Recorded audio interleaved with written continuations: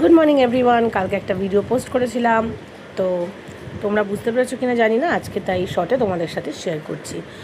এই হচ্ছে আমার ছোট্টখাট্ট বাগানের একটা বাগান বললে ভুল হবে, আমার বাড়ির মধ্যে করা। তো আমাদের লাউ শাক উঠেছিল, মানে লাউ শাকটাকে খুব সুন্দর করে আমার শাশুড়ি বেঁধে দিয়েছে।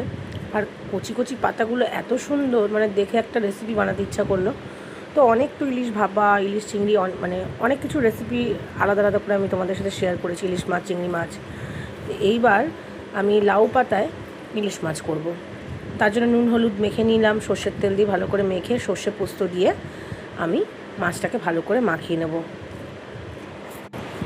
সুন্দর করে মাখিয়ে নিলাম, ওপর থেকে অবশ্যই একটু সর্ষের তেল দিয়ে নিয়েছি। কাঁচা লঙ্কা দিয়ে আমি বেটেছিলাম, তাতে করে তেতো হবে না। তারপরে এক একটা পাতা ভালো করে ধুয়ে আমি একটু সেঁকে নিয়েছিলাম। সেঁকে নেওয়ার পরে পাতাগুলোর মধ্যে একটা একটা পাতার মধ্যে আমি এভাবে দেখো মাছগুলোকে দিয়ে মাঝখান থেকে একটা কাঁচা লঙ্কা দিয়ে এভাবে মুড়ে দিয়েছি। আমি বাঁধিনি, কারণ একটা পাতা দিইনি, আমি দুটো পাতা এক একটার সাথে ইউজ করেছি, খোলেও নিই, খুব সুন্দর আটকে গেছে, একদম কচি পাতা। তারপরে একদম এরমভাবে ফ্রাই করে নিলাম মিডিয়াম টু লো ফ্লেমে।